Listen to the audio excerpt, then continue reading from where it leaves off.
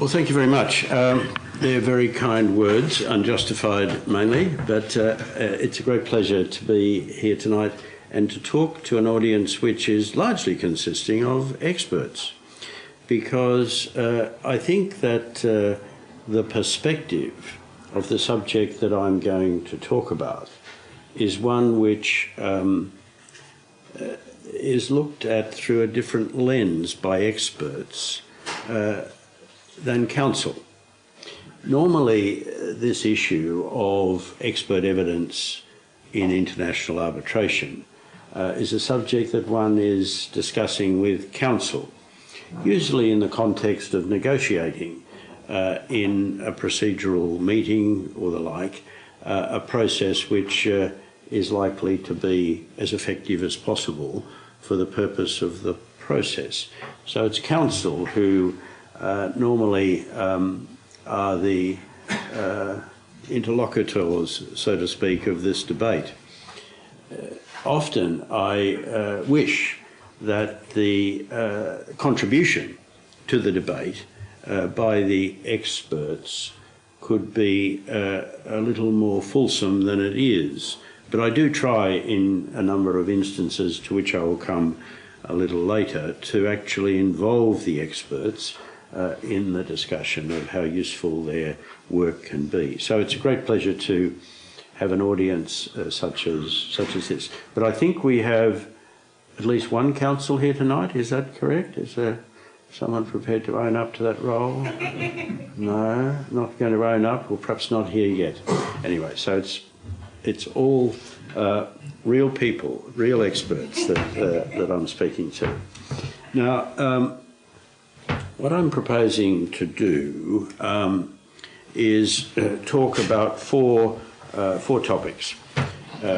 Firstly, to recap something with which all of you probably are well familiar, which is the role of the expert witness, to just put that role in the context of reforms that have happened in the UK, which of course have also occurred in a number of other common law jurisdictions, to touch on the current issues and practice in international arbitration, and then to talk about some what I call best practice directions, which I am a great believer in, but I don't intend by labelling them best practice to suggest that they should in any way be frozen as the only ideas out there, or indeed the best ideas, but just as an evolving process which is out there at the moment. But just a little bit of background about my context in terms of expert evidence. My first love is construction. I've been practicing in the infrastructure space in Asia, based in Australia, for about 40 years, doing both contentious and non-contentious work. That is, doing the deals, including most of the large public-private partnership deals done in Australia, usually for government, and also as counsel in contentious matters in the region. Seen some big projects in that time: the new Hong Kong airport, Taiwan high-speed rail, a number of major hydro and other power projects in Asia, as well as some significant projects in Australia. So from that context, and in particular on the side of the contentious part of the work I did, I was as counsel using experts in domestic litigation and in international arbitration. And I came to arbitration firstly as counsel, but then gradually as an arbitrator, doing one or two cases and then a few more. And eventually I decided that in order to stay mentally young, one had to adopt new challenges. So I left the side of the pool, so to speak, resigned as a partner from my law firm and became a full-time arbitrator. No counsel work just arbitration, occasional mediation, and he's an arbitrator. So the perspective that I have seen over my years of practice has firstly been as counsel wanting to win a case with the expert evidence that's available to be deployed, and now to try and find ways to use expert evidence in an effective way in the resolution of disputes in arbitration. And that perspective is really quite a different one to that of counsel, because the focus that I now have as an arbitrator and have had full time as an arbitrator for the last 5 years is how to actually get value from the evidence one's getting from the expert to assist reaching a conclusion that's fair and reasonable and appropriate for the parties. And that isn't necessarily the objective of counsel, who are there to do the best they can for their client. But having explained my context, let me say a little about the role of the expert. Obviously, it's to provide opinions based on the facts as they are known or assumed, the documents, the witness evidence from the factual witnesses, and to express opinions on whatever it is that the expert is asked to opine upon. You probably all will realise that there is a significant divide in the way experts are used in the common law world and in the civil law world. And international arbitration, of course, often involves disputes which are decided according to civil law principles of law, and often counsel appearing in international arbitration come from civil law jurisdictions. Some of them both from civil law jurisdictions, some of them common law and civil law mixed. But in a civil law context, domestically, it is very unusual in many jurisdictions for experts to be appointed by the parties. They're normally appointed by the court, or in the context of domestic arbitration in civil law jurisdictions, by the tribunal. And one expert will be appointed in respect of each area of discipline, given a brief to inquire and report, and to provide a report to the tribunal. And for that purpose, in a number of jurisdictions close to this island, the courts maintain lists of experts who they will appoint for that purpose. How many of you are familiar with that process? A number of you, but not a lot. It's quite interesting, actually, from my perspective, to see these court-accredited experts appear in international arbitration, because the job that they're normally given by a judge is a little bit like the referee system that we've had in Australia, where the judge will give to an arbitrator-type person the role of deciding an aspect of the dispute and to report back. So you sometimes get reports from experts which decide the case for you. And of course, you'd be familiar with the concept that common law-centred tribunals say to the experts, it's not for you to decide the case, you just give us your opinion and we'll decide the case. But the reports which these experts often provide, so I've looked at all these facts, I've looked at all the issues involved, and this is my opinion of what the outcome should be. In fact, by pure coincidence, I met John Uff and Diana at our joint club last night, and John said to me, he said, have you ever struck one of these experts from a civil law jurisdiction as an expert? He said, I got one in Paris. And he said, they produced this report which decided the case for me. And I said, well, I have actually struck that.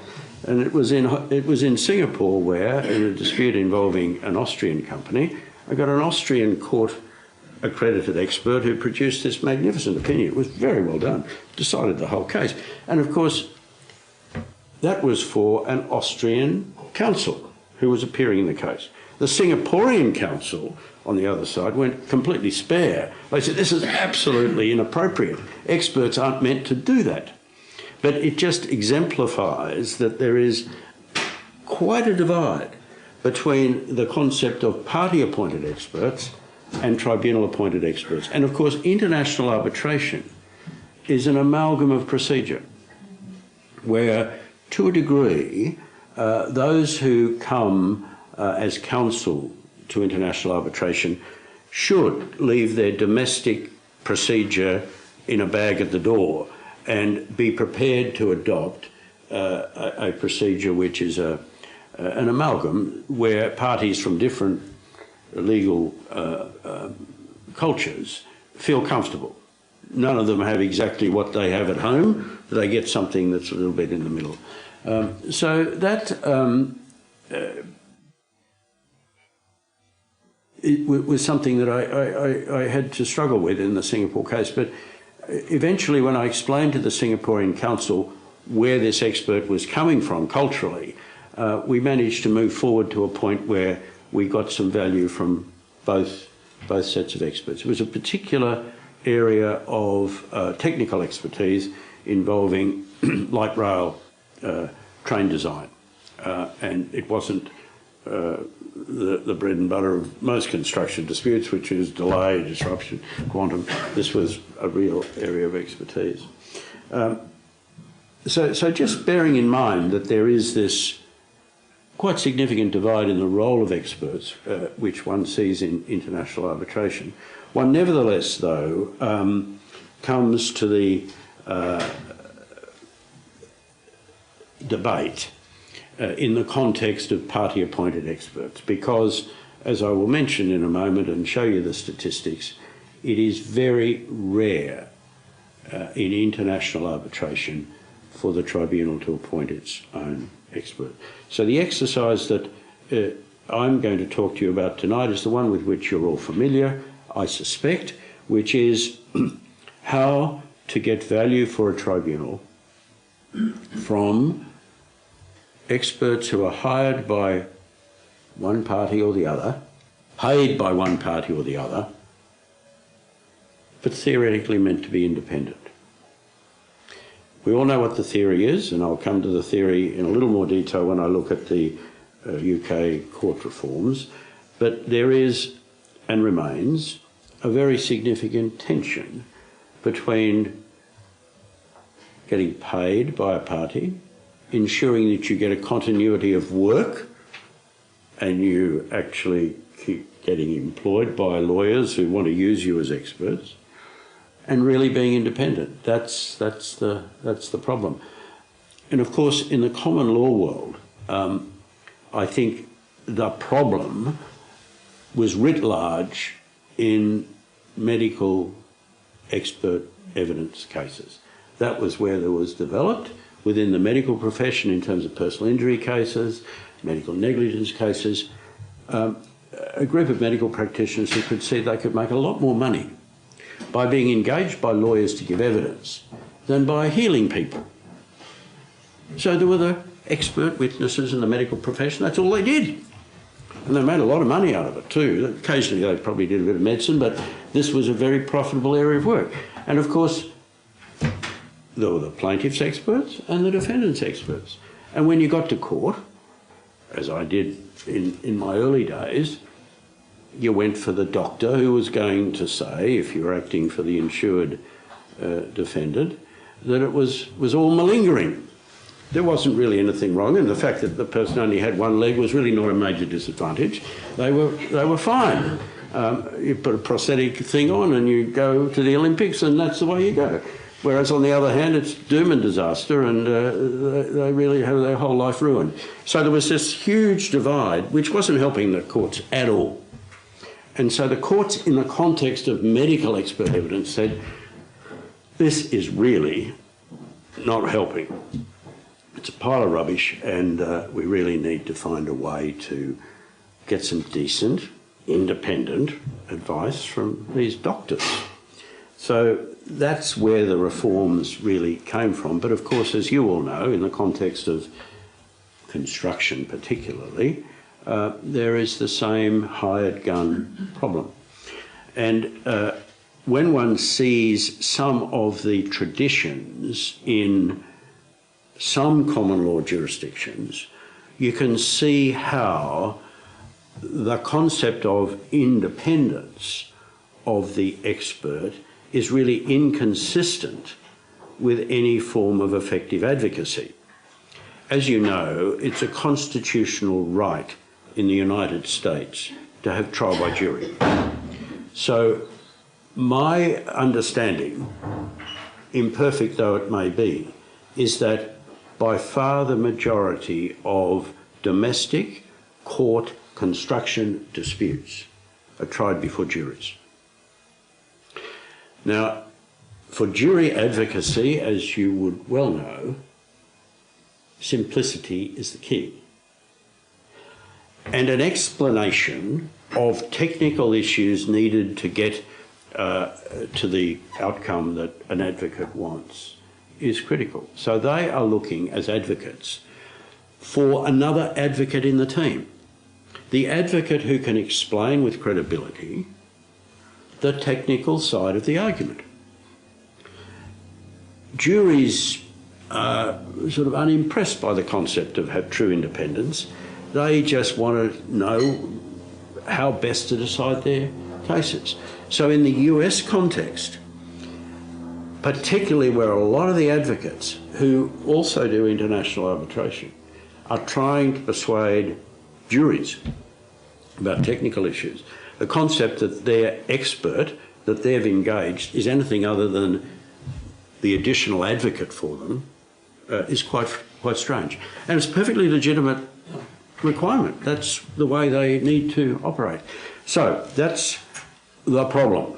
That's the problem of independence. The concept we all accept now, that independent, you've got rules of ethics, you've got a whole pile of reform in the UK courts, which Lord Wolfe started, which has led through your own Academy of Experts Code of Practice and the Civil Justice Council guidelines, many of which have been implemented and which seek to establish, as well as they can, in the courts, a process where the hired gun, the paid party-appointed expert, is actually giving independent advice. And many of you would be familiar with those reforms. I mean, those of us from Australia who practiced in New South Wales, where I practiced for many years, have a well-founded view that the Wolfe reforms were a copy of the reforms undertaken in the commercial court in New South Wales by someone who is imprinted on the psyche of almost every advocate in New South Wales, a chap called Andrew Rogers, who invented a lot of the reforms in the deciding of, you know, he abolished pleadings, he more or less abolished discovery, he really ripped into experts, and we had a whole new process of justice for commercial cases in New South Wales. And Wolfe picked up a lot of those reforms. But they are known worldwide as the Wolfe reforms, and you, when you're practicing in this jurisdiction, will be well aware of them. And they have been replicated, certainly in Australia, in most of the state courts. They've been replicated in our federal court, and the concepts of hot tubbing. I think hot tubbing is a phrase invented by the Victorians to describe witness conferencing of experts, is a well-developed concept. But my experience, sadly, of all these reforms is that they haven't really contributed to tribunals being really helped by the experts. And my thesis, which I will come to in a little bit more detail later, is that it's because the hard yards of working with the experts in case management during the development of the case by the tribunal isn't done. That the concept is that once the experts have each delivered their own opinions, they can be brought together, perhaps with a joint report, and then in a hot tub, and that there will be value achieved from that. But my own experience is that that isn't a terribly effective way to do it. Now, the reason that party-appointed experts are so relevant to international arbitration, despite the fact that there are a huge number of civil law jurisdictions from whom some very significant economies come, is because on the stats available, 90% of experts in international arbitration are party appointed. So the problem, I find, is this. Lawyers who come from civil law jurisdictions used domestically to the concept of tribunal-appointed experts have suddenly been introduced to this nirvana of having your own expert who will fight your case for you in international arbitration.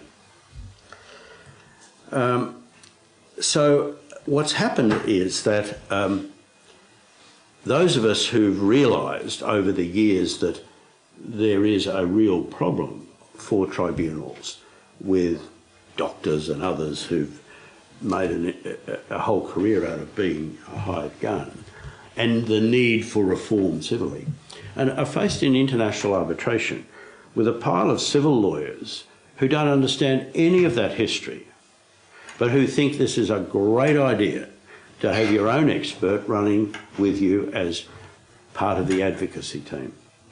And the difficulty is more, I find, with civil lawyers who've embraced the concept of employing party-appointed experts than with lawyers who come from a common law tradition, save for those who are used to jury advocacy in North America. Persuading them that this great new concept really has a lot of problems associated with it, and trying to persuade the lawyers to accept that tribunals really could get more value from the experts working together to help the tribunal solve the problems. Now, some years ago, when I was chairman of the Board of Trustees of the Chartered Institute, I persuaded Peter Rees, who many of you may know, who was then still at Norton Rose, as it then was, to draft the CIR protocol on the use of expert witnesses in international arbitration. And that was a major step forward, I thought, for the CIR to publish that document, because what it did was encapsulate in a document what was happening in the reforms about the use of experts in domestic common law jurisdictions. Picked up the Wolf reforms, picked up the reforms that were happening in Australia, happening to a limited degree in Canada, and put it in one place where tribunals could say, well, here is a way of dealing with experts, rather than having to start in each case from square one and say, what about this idea, what do you think of it? So it was a great contribution by Peter to lead that working group and produce that protocol, and I was quite proud that it happened on my watch at the CIR. So that was picked up to a degree by the amendment to the IBA rules of evidence, which are heavily influential in a whole range of areas in trying to produce an amalgam of procedure between common and civil law in international arbitration. The concept of the independence of experts is now recognised in the 99 amendments to the IBA rules, but do not go into anything like the detail which is contained in the CIR protocol. But as you will see momentarily, my view is that the CIR protocol is merely a structure which requires a lot more application to make it really work. So I come now, in that context, to some of my ideas which I have found have worked very well in some arbitrations, to actually have real assistance provided to the tribunal by the party-appointed experts. And it really is a process of minimising. You can never eliminate. The bias is the wrong word, but I use it for the sake of emphasis. The predilection of anyone who's engaged by someone and paid well to help them, which anyone has, which certainly lawyers have when they're engaged by their clients, and which experts have because of the psychological effect of someone engaging you, paying you, and likely to engage you again. So it's the, let's call it bias, reducing the bias if possible, and increasing the efficiency of the evidentiary hearing. And the solution to that, broadly speaking, I suggest, is limiting the differences. Now, differences between the opinions of experts should never be eliminated, because that is the real value of having two experts. In Australia, in some of the states, there was a very strong attempt to have the parties appoint only one expert in each discipline. And it failed miserably because, as you will all recognise, there are genuinely held differences between the way experts in any discipline will approach it, which the tribunal needs the benefit of.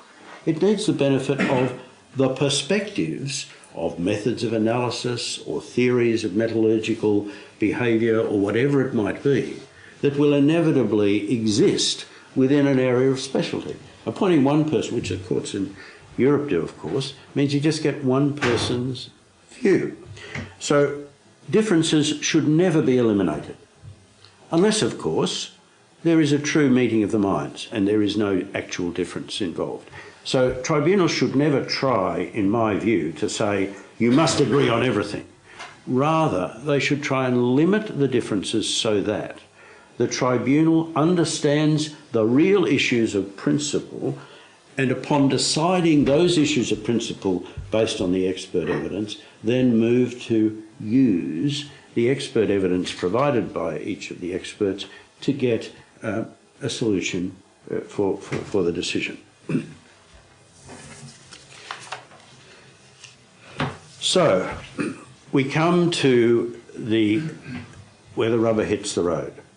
All this theory is fine, but how to actually try and move forward the process.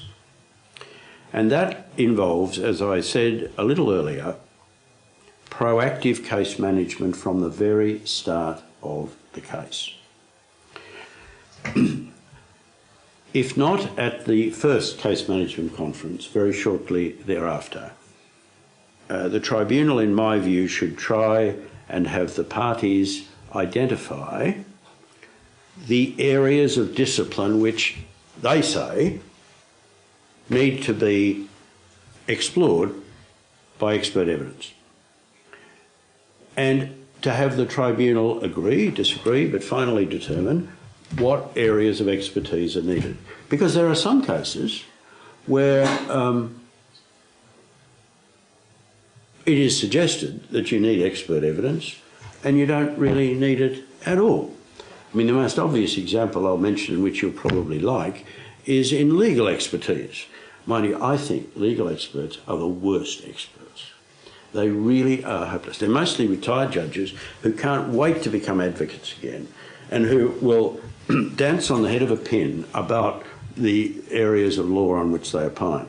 And in many instances, you don't want legal experts as experts. You want them as advocates so the tribunal can decide what it is that it thinks is the law. You get local counsel to submit on it and do that. So that's an area where there's always a bit of debate. If the parties say, well, we want to deploy evidence on Indonesian law, how mining is regulated, and we say, well, you really want experts, or you just get someone to come along, put the regulations in evidence and have a debate about it.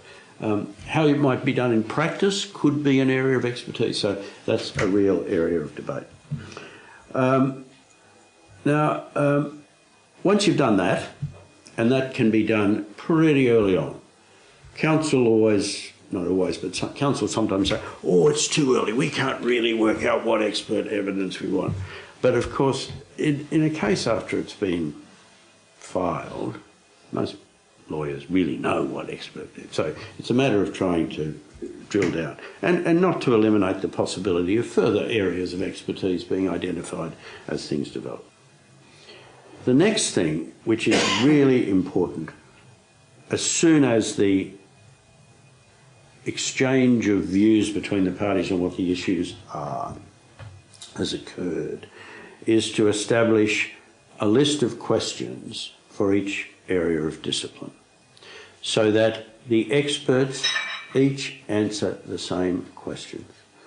How many times have you seen yourself in a situation where your report answers different questions to what your colleague called on the other side answers? And that's because the lawyers have briefed each of you separately and asked you to answer different questions. Now, from a tribunal's point of view, that is ships passing in the night writ large, and it is so unsatisfactory from a tribunal's point of view. It is not hard to get common questions agreed. And I'm not suggesting that when you set the questions, you in any way have a bias towards either party's case theory. There will be questions relevant to each party's case theory, but both experts should answer those questions, in my view. And the way I've done that with reasonable success is to, when you have a real problem of settling it and the case is worth enough money to do it, you will have a case management conference at which the experts come and counsel comes, and often I've used this approach. I've said, and the experts are sitting there with counsel, and I've said to the experts in each discipline, you really know what's at issue here, don't you? What do you think you should be asked? They nod, and I say, well, we'll have a cup of tea while the experts go off and have a talk by themselves about what they think their question should be. And then they come back after they've spoken to counsel, and we've got an agreed list of questions. It's a very effective way to do it. But in any event, establish a common list of questions and do it in a mediation environment where people aren't being challenged in an adversarial context to fight it to the death and then leave the tribunal to work out what the questions should be. The third thing is, don't get the experts providing opinions until after they know what the facts on which their opinions are based are going to be. There is, in many international arbitrations, a process of exchanges of case where you call it memorials, where the parties will wrap everything up together, tell their story, put in their legal arguments, put in their witness statements, and, in the past, produce their expert reports. And what that means is that there's been a nailing to the mast of an expert opinion in the memorial based only on one side of the story. The facts, the documents are just one-sided. So what I try and do, whether it's a memorial case or a more traditional exchange of pleadings with evidence later case, is to defer the preparation by the experts of any reports until there's a common data set of documents after disclosure, or even before, where there's an agreed data set, and there are witness statements, factual witness statements. Then the experts will be opining on a common data set. Now, it might be that the way the experts each approach their opinions will be influenced by what one party or the other says should be the findings of fact based on that data set. Witness says at the meeting this happened, the other witness says the opposite happened. So there'll be two competing data sets on which one expert will be asked to express a view by the party who's contending for one finding, and the other will do the opposite. But what is essential is that the expert asked to make assumptions on one view of the data set should be asked also to say, well, if that assumption wasn't correct, what would be my opinion if the other side of the argument on the data set was? So that you've got both experts saying what they would opine on both arguments on the data set, but at least they've got a common data set. And then the next step is not to do individual reports nailing colours to the mast by each expert, but to do a joint report first.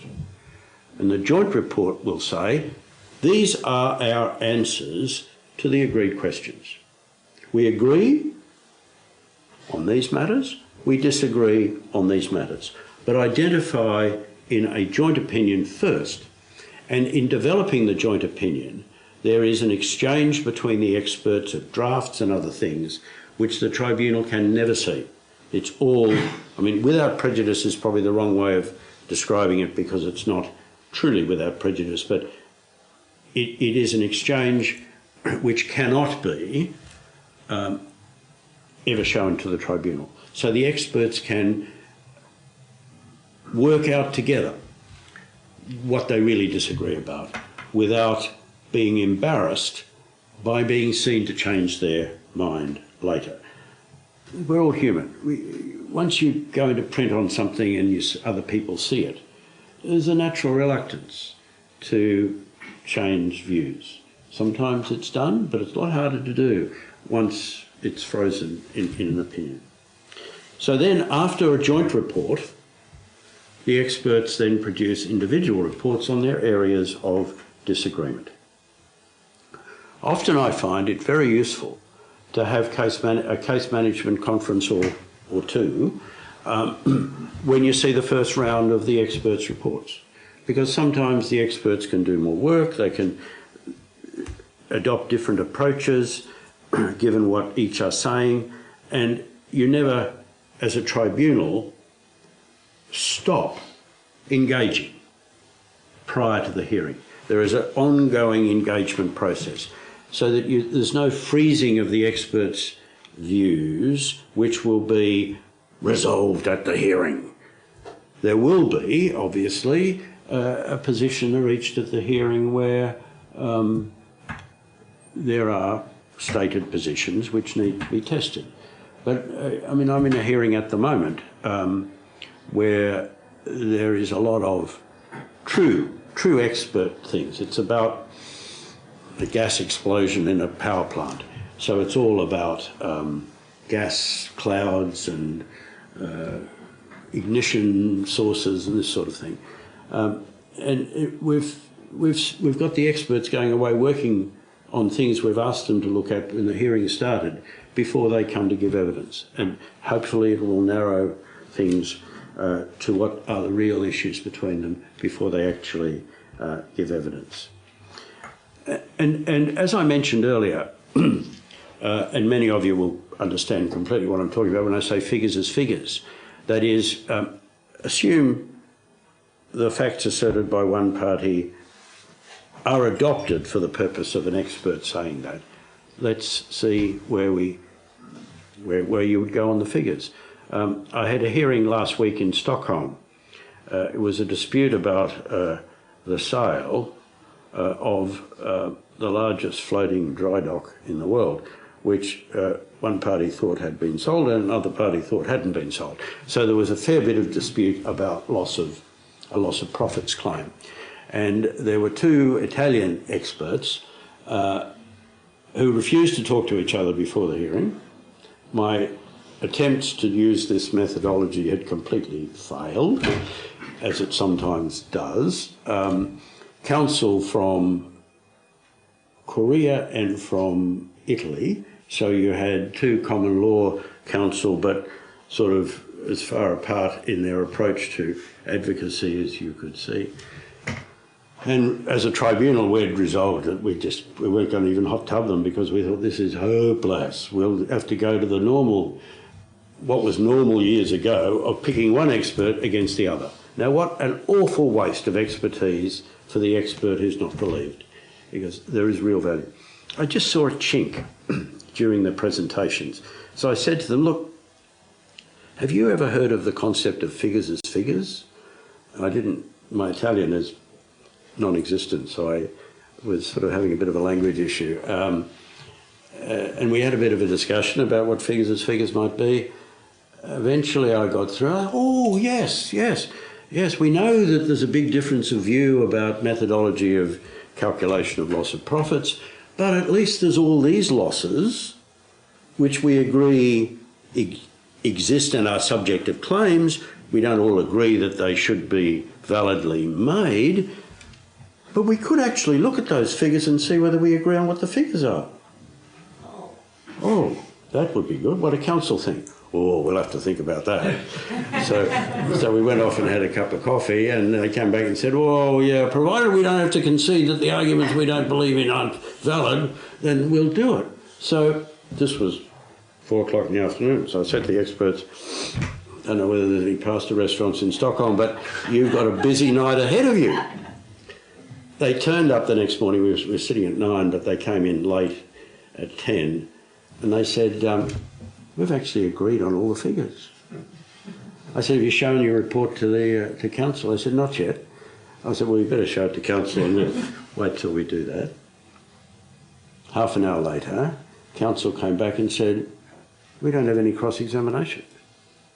So what was going to be a full day of probably reasonably pointless cross-examination evaporated, and now we've got all the figures, we'll make a decision on the principle, and they've agreed on what it's going to be. So it's never too late, is my message. But hot tubbing won't solve the problem if you haven't done the work beforehand. There are so many of my co-arbitrators used to processes that don't work, saying, I think hot tubs are a waste of time, they've never worked for me. And I say, well, I think I can understand why. And that's because you're putting two experts who have produced reports that don't even answer the same questions, sitting together, maybe even having a go at each other.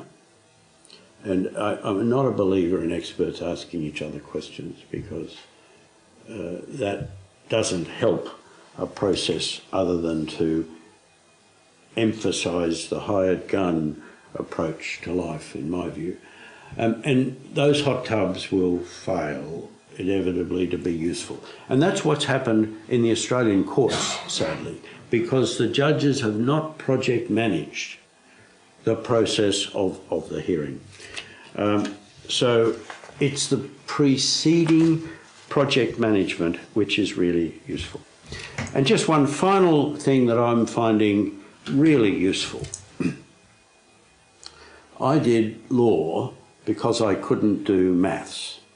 So leaving to me as an arbitrator to work out the figures is a very dangerous thing for parties to undertake.